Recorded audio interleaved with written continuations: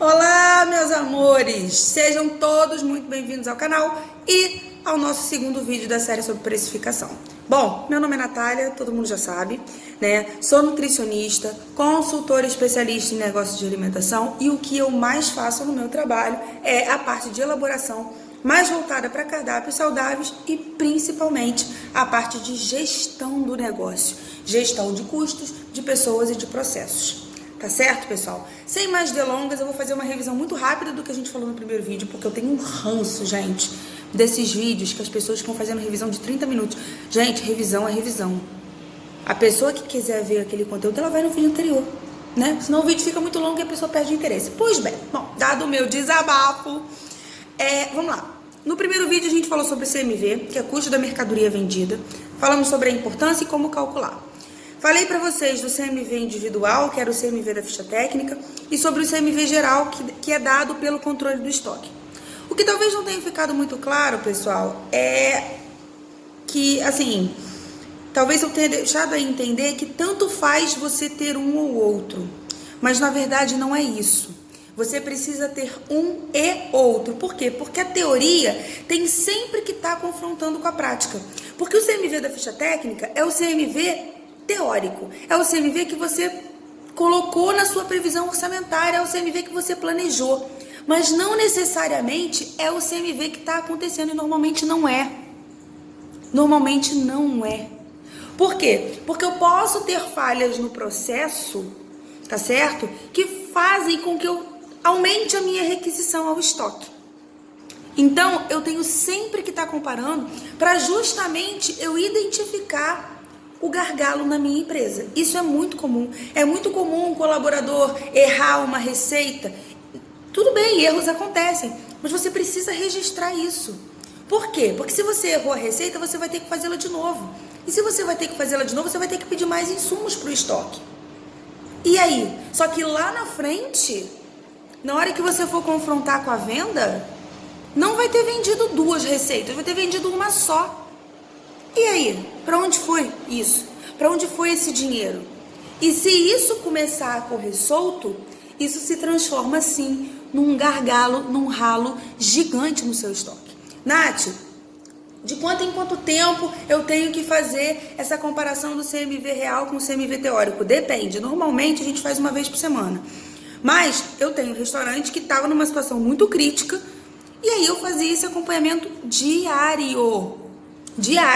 Era uma trabalheira sem fim, gente, é uma trabalheira sem fim, porque demanda tempo meu, demanda tempo do meu estoquista, porque eu cobro dele todo dia essa movimentação do estoque, ele tem que me passar, ele tem que me dar esse feedback todos os dias.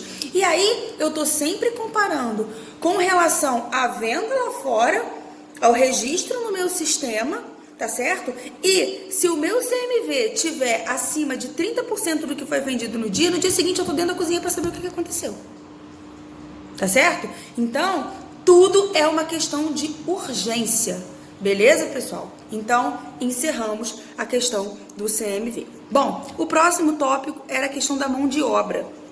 Pessoal, como que eu... Deixa eu dizer uma coisa aqui para vocês antes de qualquer coisa. A precificação é uma decisão, tá? Que a gente toma de acordo com algumas análises. Uma das formas de precificar é essa aqui que eu tô ensinando primeiro para vocês, tá? Considerando CMV, considerando mão de obra e considerando custo operacional. Nos próximos vídeos eu vou mostrar as outras, ok? Só para vocês entenderem, tá? Bom, então dentro dessa forma de precificar, como que eu coloco a mão de obra, como que eu insiro o custo da minha mão de obra na minha precificação? Bom, eu vou ver quanto que eu gasto de mão de obra e quanto que isso representa no meu faturamento, tá certo? Se eu tenho X de faturamento e Y de mão de obra. Minha mão de obra representa 30% do meu faturamento. Beleza. Então, em cima do meu preço de venda, 30% tem que ser a minha mão de obra. Tá certo? Isso é muito importante. Beleza, pessoal? Então, eu vou pegar Porque quando você pega o preço de venda e começa a aplicar as porcentagens, no último vídeo eu vou mostrar a tabelinha para vocês que a gente vai recapitular tudo isso que eu tô falando. A gente consegue ver qual é o nosso lucro estimado e qual é o nosso lucro real. Será que com aquele preço de venda eu tô tendo realmente o lucro que eu quero? É uma análise que a gente vai ver nos próximos vídeos. Tá bom, pessoal? Mas é assim que a gente faz essa questão da mão de obra, pelo percentual em cima do faturamento. Ah, Nath, meu restaurante não tá funcionando ainda. Você tem que ter uma previsão de gasto com mão de obra, quantos funcionários você vai precisar, tá? E aí, não é só o quanto você paga para ele, mas é o quanto que ele representa na sua folha de pagamento. Porque na sua folha de pagamento tem uma série de encargos trabalhistas, tá certo? Que pode não ir para o seu funcionário, mas você precisa contabilizar. Ok, pessoal? Então você precisa ter, mesmo sem o seu restaurante funcionar, você precisa ter essa previsão de quantos funcionários você vai precisar, uma previsão de gasto com o funcionário e também uma previsão de faturamento. Isso faz parte do seu plano de negócios.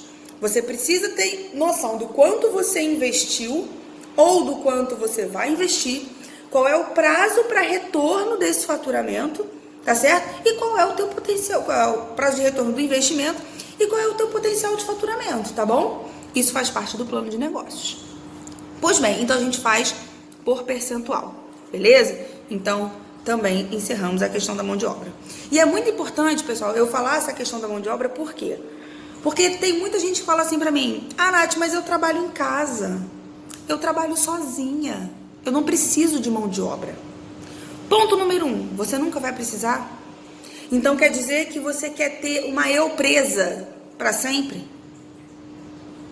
Você não quer nunca crescer na sua empresa? Você não quer que a sua empresa expanda? Para a sua empresa expandir, você precisa contratar, concorda?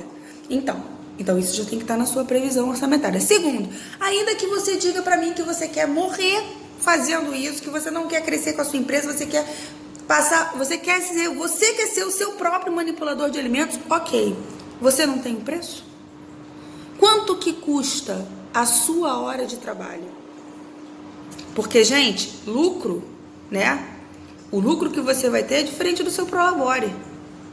Prolabore é o salário do sócio, vamos dizer assim. Você é o sócio da sua empresa, beleza, é o dono, né? O quanto que você tira de salário? Você não tem salário?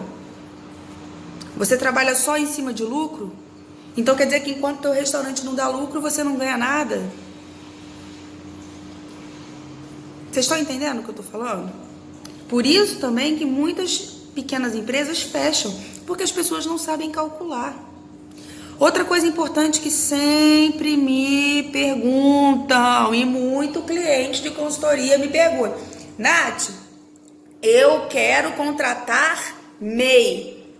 Por quê? Porque MEI eu não tenho encargo trabalhista, é bom para mim, é bom para ele, porque eu posso pagar mais para ele, posto que eu não vou ter essa retenção dos encargos, Seria muito bom, né? Se a nossa legislação trabalhista permitisse. Só que, pessoal, desculpa, quando a gente fala em manipulador de alimento, eu acho que qualquer coisa, tá? Existem 4 critérios importantes que a gente tem que levar em consideração: a pessoalidade, a onerosidade, a subordinação e a habitualidade. O que são esses 4 critérios? São os critérios que caracterizam uma coisa chamada vínculo empregatício. Então, você pode até contratar um MEI e por um tempo burlar, né, a lei e enganar o Ministério do Trabalho. Mas, a partir do momento que o primeiro funcionário teu fica puto, ele te bota na justiça e você perde, e perde real. Perde feio. Por quê? Porque é muito fácil, dentro de um restaurante, a gente caracterizar vínculo. É muito fácil, principalmente porque é muito fácil a gente conseguir, entre os próprios manipuladores, prova testemunhal de que você estava ali. Então eu vou explicar rapidamente quais são esses 4 critérios. Eu falei da habitualidade, que é você prestar um serviço de uma forma não habitual, né? Não eventual, tá certo? Você tá ali 3 vezes por semana, 2 vezes. Tem gente que fala assim, ah, Nath, mas normalmente só se caracteriza vínculo com 3 vezes por semana. Se for 2 vezes, tá tranquilo. Não tá tranquilo não, jovem. Não tá tranquilo não, porque a lei não fala nada sobre frequência mínima para ser caracterizado o vínculo. Ela não fala nada disso. Ela fala que tem que ser um trabalho não eventual. E aí, sabe do que a gente depende? Da cabeça do juiz. Porque se ele entender que 2 vezes na semana é vínculo e acabou. Se o cara tá lá 2 vezes por semana, ele tem hora para chegar, tem hora para sair, tem que usar uniforme, ou seja, ele obedece às suas ordens, ele recebe um salário por isso, e ninguém mais pode fazer a função dele a não ser ele mesmo, acabou para você vínculo, tá certo? E aí, toda aquela sua contratação é desfeita e o vínculo é caracterizado, tá certo? Ah, uma coisa que vocês sempre veem, Nath, eu vi na internet que para caracterizar vínculo, esses 4 quesitos têm que estar presentes. Gente, isso é o que está escrito na internet. Isso é o que, de repente, seja mais didático de falar. Mas eu conversei com o jurídico de alguns restaurantes que eu presto serviço. Eu conversei com alguns advogados meus, amigos meus, né, que trabalham nessa parte, e o que eles me disseram foi o seguinte: Nath, tudo depende da cabeça do juiz. E dentro de restaurante, a coisa mais fácil que tem é comprovar vínculo. Se o cara tá lá 2 vezes por semana e recebe ordens, o juiz já pode facilmente caracterizar o vínculo. Por quê? Ah, mas são só 2 vezes. Tá, mas ele tá lá 2 vezes por semana há 1 ano. Isso é habitual. Tá certo, pessoal? Então, assim, funcionário é a parte mais cara da folha. Eu sei disso, vocês sabem disso, o Brasil, o mundo sabe disso. Só que, dentro de restaurante, esse gasto, vamos dizer assim, esse custo, é um mal necessário. Se você quer abrir o seu restaurante, você tem que saber, você tem que entender que tem que contratar. Você vai ter que ter funcionário de carteira assinada se você não quiser ter problema. Não deixa de assinar a carteira desse bendito nem por um dia. Porque isso pode trazer um problema para você muito maior do que se você tivesse feito a coisa da forma correta desde o início. Tá bom, pessoal? Então, é um mal, né, botando entre aspas, é um mal necessário. Tá certo? Como eu falei, você pode enganar o Ministério do Trabalho por um tempo, mas a coisa não se sustenta. Ah, Nath, então eu quero contratar uma empresa terceirizada que me fornece os funcionários. Cada dia vai ter um funcionário diferente. Pode ser? Olha, pode. Né? Porque aí o vínculo vai ser do funcionário com a empresa terceirizada. Mas pensa bem. Já pensou no futebol, no time de futebol? O que precisa para o time rodar redondo? Entrosamento, amigo. Como que você vai pensar na padronização do seu preparo? Como que você vai pensar numa franquia, qualquer coisa? Porque, gente, dentro de restaurante tudo é processo, tudo é padrão. Então, como que você vai pensar em padronizar um processo, em criar a identidade do seu negócio, se você todo dia trocar de funcionário?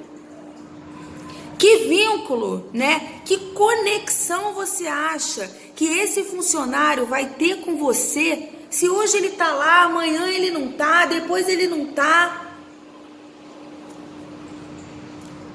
Vocês estão entendendo?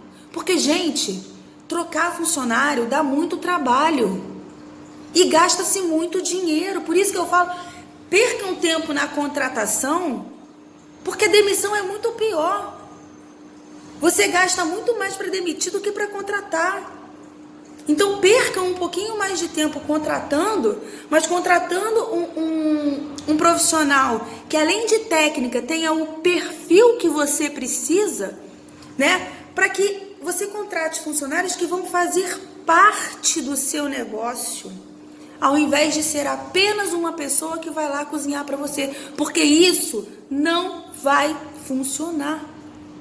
Tá certo, pessoal? Então, assim, funcionário, novamente, é um mal necessário que você tem que entender que você vai ter que ter, se você quiser ter o teu restaurante. Não é o tipo de coisa que a gente pode abrir mão. Tá bom, pessoal? Tá certo? Então, espero que vocês tenham gostado do vídeo de hoje. O próximo vídeo vai ser sobre os custos operacionais do negócio. O último vídeo é sobre o resumo dessa brincadeira toda e sobre as formas de precificação, né? Que eu falei pra vocês que precificação é uma decisão. E no último vídeo eu vou explicar isso pra vocês, tá bom? Então, deixem os comentários aqui. Qualquer coisa, meu telefone tá por aí em algum lugar, meu e-mail também tá por aí em algum lugar, o meu Instagram, gente, meu cabelo tá irritante, o meu Instagram vocês têm também, tá bom? E estamos aí para esclarecer quaisquer dúvidas que surgirem de vocês, tá bom? Nutri beijos pra vocês, beijos no coração, um grande beijo, seja lá mais o que vocês quiserem. Eu tô aqui suando a beça, porque se eu botar um ventilador faz um barulho do inferno e eu não consigo falar com vocês aqui. Já baixa essa luz aqui no meu óculos que me irrita. Eu já pensei em tirar, mas aí eu não enxergo, entendeu? Então, meus amores, é isso. Espero que vocês tenham gostado do vídeo de hoje. Beijo, beijo e até o próximo.